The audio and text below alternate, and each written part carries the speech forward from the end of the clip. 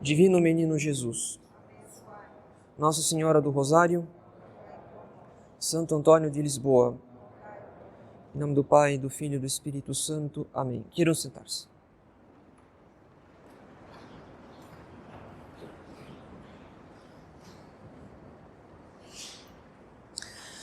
Caros fiéis, há uma pergunta que São Bernardo de Claraval costumava se fazer frequentemente para renovar o zelo da sua vocação monástica. Bernarde, ad quid venisti? Bernardo, a que vieste?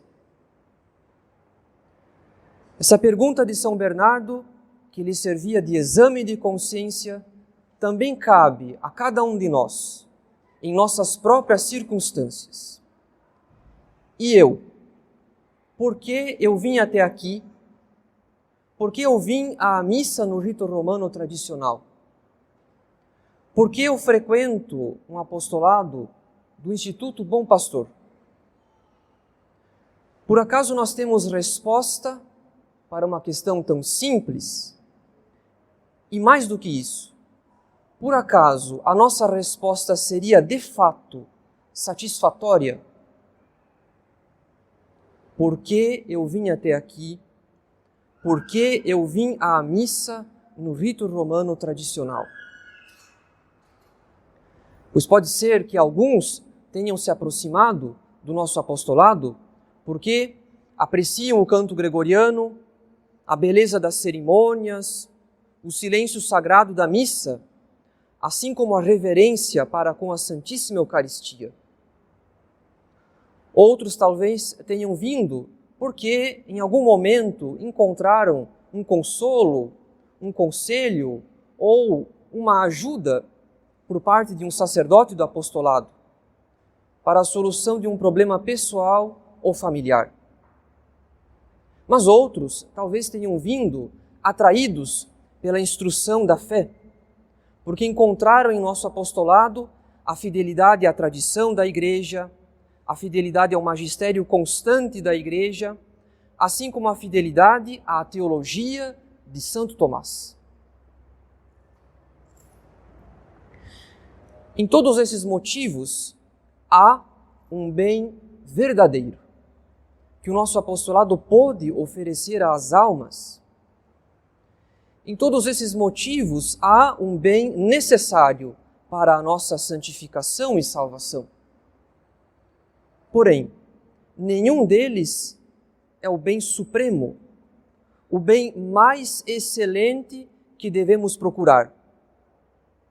E esse bem supremo, esse bem mais excelente, é a caridade. Na verdade, caros fiéis, quando pensamos nos motivos que nos atraíram ao rito romano tradicional, os motivos que nos trouxeram a um apostolado do Instituto Bom Pastor, dificilmente alguém pensaria na caridade. E, no entanto, a caridade é justamente o bem mais excelente que podemos obter da frequentação do rito tradicional e do nosso apostolado. Mas, afinal, o que é a caridade? Infelizmente, a maioria dos católicos pensa que a caridade consiste nas obras sociais, nas obras de misericórdia corporal e nada mais, ignorando o sentido profundo dessa virtude. Pois a caridade, caros fiéis, é uma virtude sobrenatural que nos foi infundida no batismo e pela qual nós amamos a Deus com um amor sobrenatural, ou seja, com um amor divino. A caridade é a nossa participação no amor pelo qual o próprio Deus se ama a si mesmo. A caridade é o amor divino que é derramado em nossos corações para que o Espírito Santo nos faça entrar no amor com o qual as pessoas divinas se amam mutuamente no mistério da Santíssima Trindade. Portanto, caros fiéis, a caridade é a mais alta, a mais excelente das virtudes, porque nenhuma outra virtude pode nos unir tanto a Deus do que a caridade. É por isso que São Paulo diz que a caridade é o vínculo da perfeição, pois é pela caridade que nós visamos a Deus como nosso fim, como o sentido da nossa vida.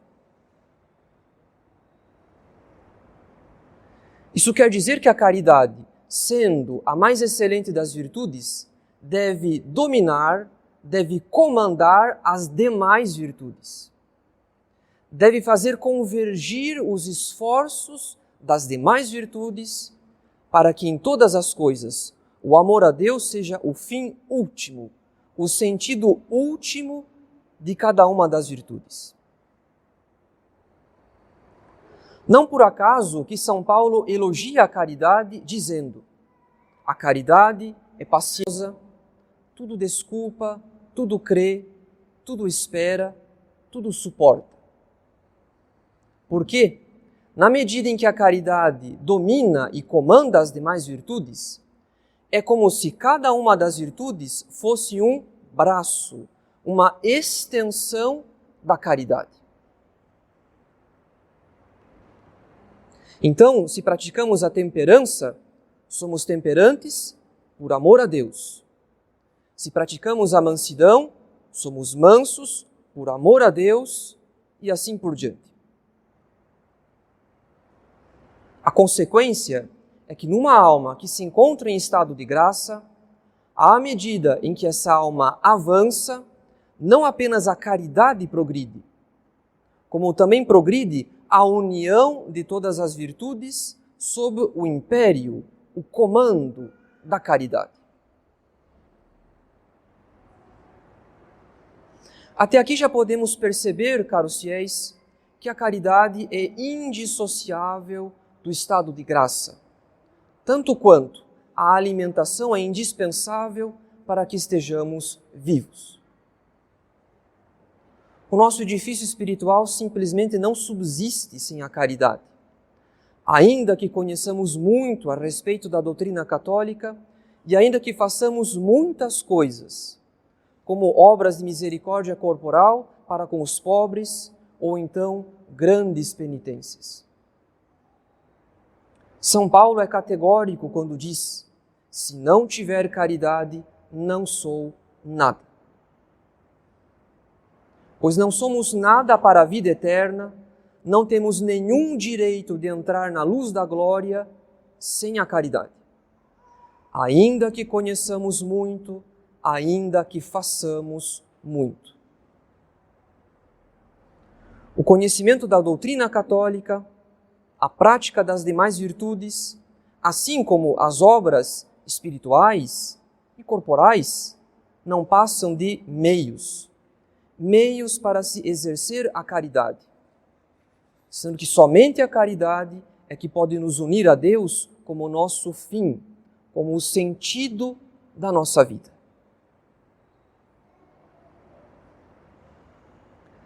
Na prática, caros fiéis, isso quer dizer que o modo como vivemos a nossa vida espiritual pode nos iludir muito.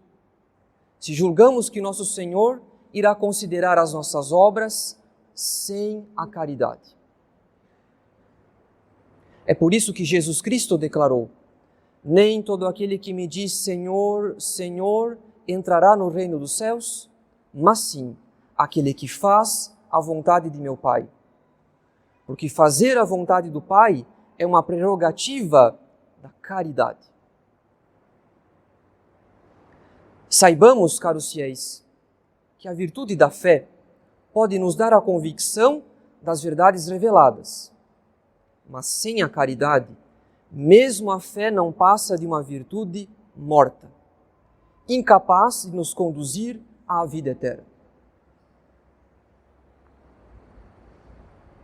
Nesse sentido, os meios de santificação valem na medida em que são meios para se praticar a caridade, na medida em que são braços, que são extensões da caridade.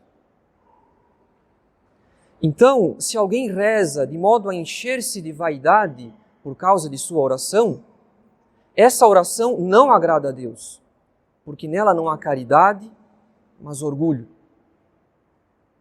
E o mesmo vale para as obras de penitência, para a misericórdia corporal para com os pobres, para os exercícios espirituais e, inclusive, para as virtudes.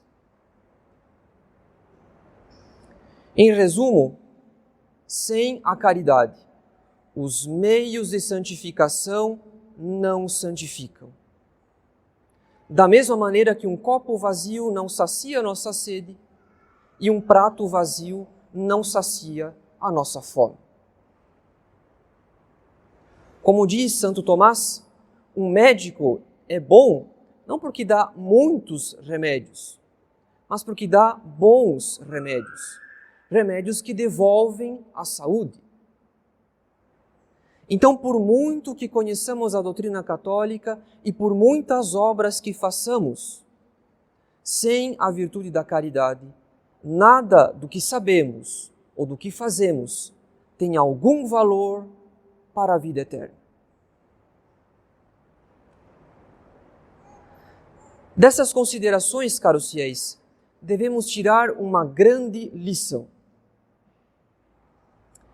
Se a caridade é a mais alta, a mais excelente das virtudes, se a caridade é a virtude que mais nos une a Deus, que nos faz visar a Deus como fim, como sentido da nossa vida, então saibamos que nenhuma ilusão na vida espiritual é pior do que as ilusões que afetam o exercício da caridade. Porque, como diz um ditado latino, a corrupção do ótimo é o péssimo. O principal esforço do demônio é sempre contra a caridade. Porque obstruir o exercício da caridade é o mesmo que deixar um indivíduo perecer de fome.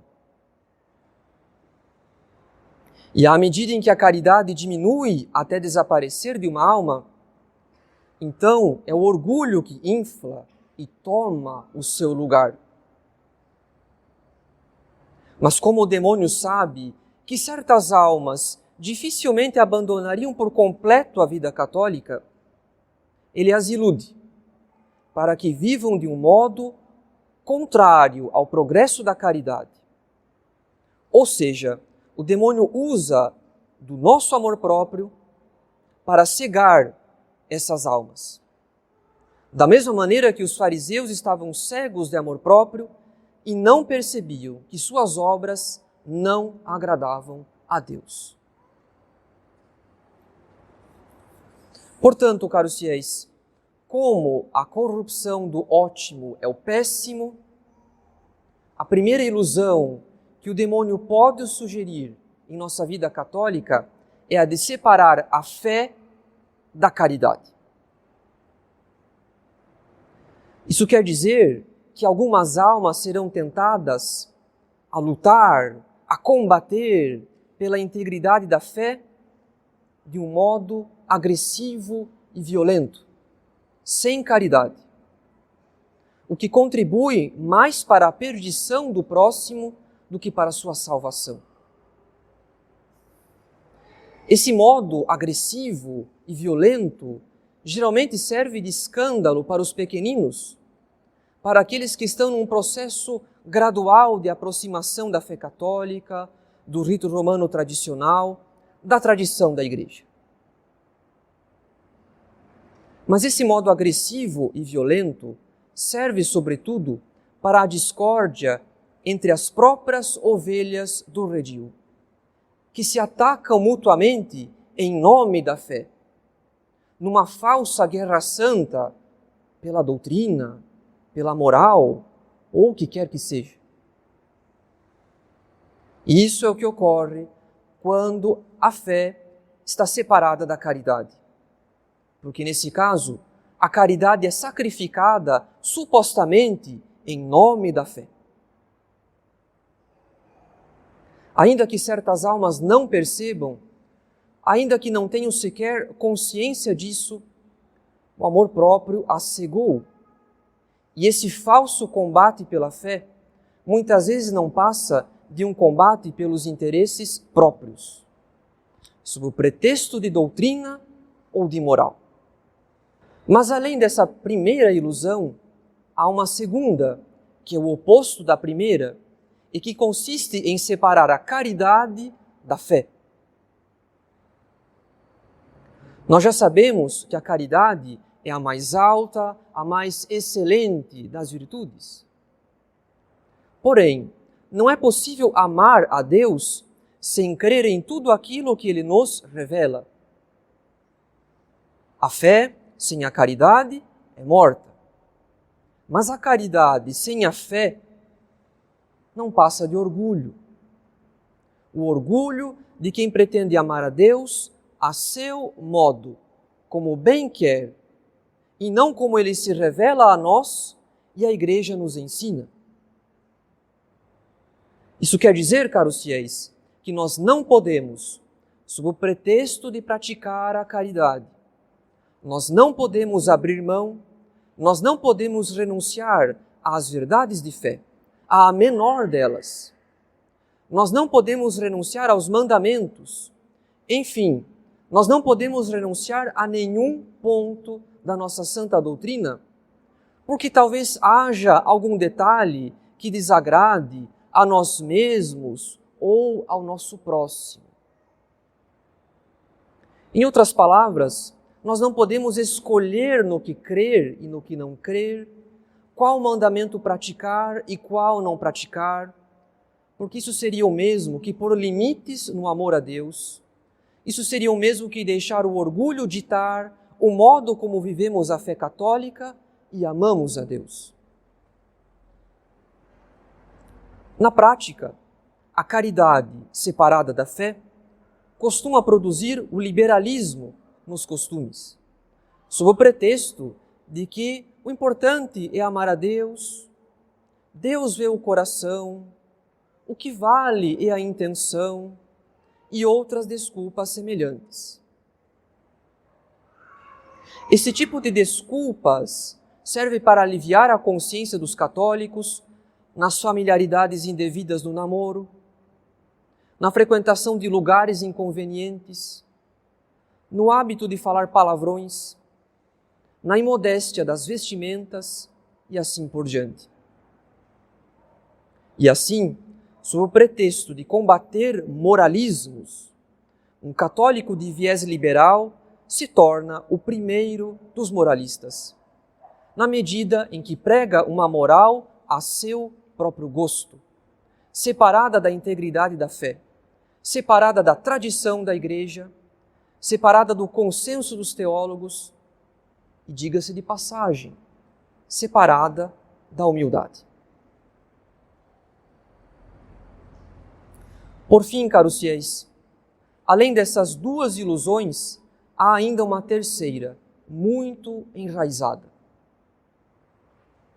Como já sabemos, a caridade é aquela virtude pela qual amamos a Deus com um amor divino, um amor sobrenatural. Mas a caridade também pode ser dirigida a nós mesmos e ao nosso próximo, na medida em que é por amor a Deus que nós amamos a nós mesmos e ao nosso próximo. Em outras palavras, há uma única virtude da caridade que se dirige primeiramente a Deus e, em segundo lugar, a nós mesmos e ao nosso próximo, inclusive aos nossos inimigos. Quem ama a si mesmo e ao próximo por amor a Deus, não ama o que há de defeituoso e vicioso. Ama apenas aquilo que há de bom, sabendo que o bem que Deus comunicou a cada um de nós deve servir para a sua maior glória. Então, amar a si mesmo e ao próximo consiste em reconhecer que fomos todos feitos à imagem de Deus e que pela graça nós somos ou podemos ser seus filhos adotivos. Isso quer dizer que a caridade para consigo mesmo e para com o próximo exige um ato de fé. Porque somente um olhar de fé, um olhar de fato sobrenatural, nos permite ver por debaixo das nossas misérias humanas que nós somos todos chamados para uma vida santa e agradável a Deus. De modo que negar a caridade ao próximo seria o mesmo que negar o sangue preciosíssimo de nosso Senhor para essa alma. Quando nós mesmos dependemos absolutamente dos méritos de Jesus Cristo para o perdão dos nossos gravíssimos pecados. Então nisso consiste o trabalho do demônio, caros fiéis. Ele levantará todo tipo de obstáculo para que não tenhamos um olhar de fé, um olhar de fato sobrenatural para o nosso próximo. Para que não vejamos no próximo a imagem de Deus e para que não vejamos nele um filho adotivo pelo batismo. Nesse sentido, qual o pecado que o demônio semearia em nossos corações para obstruir ao máximo esse olhar de fé? O pecado do juízo temerário.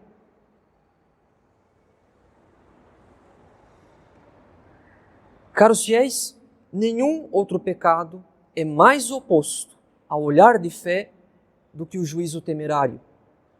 Porque sem um olhar de fé, sem um olhar de fato sobrenatural para o nosso próximo, nós não veremos nele senão os seus defeitos, os seus pecados, aquilo que nos desagrada e nos causa aversão.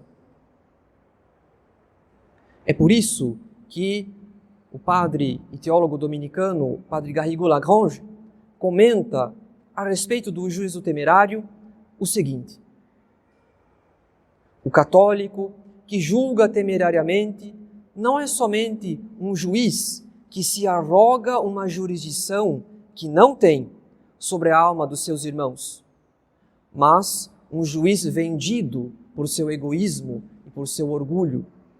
Um juiz, algumas vezes, implacável, que só sabe condenar e que, sem prestar atenção, pretende impor leis ao Espírito Santo, não admitindo outras vias diferentes da sua. Ao invés de ver no próximo um filho de Deus, chamado à mesma beatitude que nós, um irmão, só vê nele um estrangeiro, talvez um rival a superar e a rebaixar. Portanto, caros fiéis, o juízo temerário, praticado entre as ovelhas do redil, praticado entre os fiéis de um apostolado, é outra cegueira de espírito causada pelo amor próprio, que impede o exercício da caridade e que muitas vezes se disfarça de caridade, na medida em que certos comentários, certas críticas ou certas delações costumam ser feitos sob o pretexto de repreender a má conduta do próximo, quando na verdade não passam de uma discreta exaltação de si mesmo e da própria conduta aos olhos dos outros. Na verdade, caros fiéis, como nosso Senhor declarou, nisso todos conhecerão que sois meus discípulos, se vos amardes uns aos outros. Isso significa que a caridade fraterna é um dos maiores sinais do progresso espiritual, porque somente um grande amor a Deus nos permitiria pensar bem do próximo, procurando excusá-lo dos seus pecados com sentimentos de pena e de compaixão, assim como fazer bem ao próximo, pagando o mal com o bem. E na medida em que a caridade fraterna é um dos maiores sinais do progresso espiritual, é justamente nos ambientes de perfeição, nos ambientes em que há almas buscando a perfeição, que o demônio irá semear ao temerário, para arruinar a santificação dessas almas. E aqui vale ouvir novamente o padre Garrigou-Lagrange, quando ele diz: o demônio intervém mais diretamente em certos meios excelentes, para aí impedir o grandíssimo bem que se poderia fazer. Ele busca mais diretamente confundir tudo, mais ainda que nos meios menos bons ou nos meios maus, onde já domina pelas máximas que aí são difundidas e pelos exemplos que aí se encontram. Sendo assim, o inimigo das almas semeia a cisânia entre os melhores, colocando na imaginação como que uma lupa que transforma um grão de areia numa montanha. Mas agora o que fazer, caros fiéis? O que fazer para não ser vítima de tantas ilusões diabólicas contra a caridade em nossa vida espiritual? O primeiro remédio é a oração. Porque à medida em que a oração diminui, os auxílios divinos diminuem. E assim perdemos as graças necessárias para sustentar a união entre a fé e a caridade. Toda alma iludida é, antes de tudo, uma alma que abandonou, pouco a pouco, a seriedade da vida de oração. Mas o segundo meio, caros fiéis, é o perdão. Devemos perdoar, devemos esquecer tanto as misérias do próximo, quanto aquilo que o próximo disse ou supostamente disse sobre nós. Então, se ele nos disse diretamente, se ouvimos falar por alguém, ou então se suspeitamos que tenha dito, ou esquecemos tudo, ou nós mesmos seremos privados da misericórdia de Deus, na medida em que não sabemos usar de misericórdia. Portanto, caros fiéis, para que o nosso apostolado possa progredir na caridade e assim alcançar muitas graças da providência, graças de que necessitamos, é de necessidade imperiosa que os juízos temerários e as detrações cessem. Pois nada disso contribui com o bem das almas. Na verdade, isso não passa de uma caricatura da caridade, sob o pretexto de zelo pelo bem comum. Então, caros fiéis, não temos alternativa. Ou nos perdoamos uns aos outros com sincera caridade, ou seremos destruídos pelo veneno do nosso orgulho. Porque a corrupção do ótimo é o péssimo. Em nome do Pai, e do Filho e do Espírito Santo. Amém.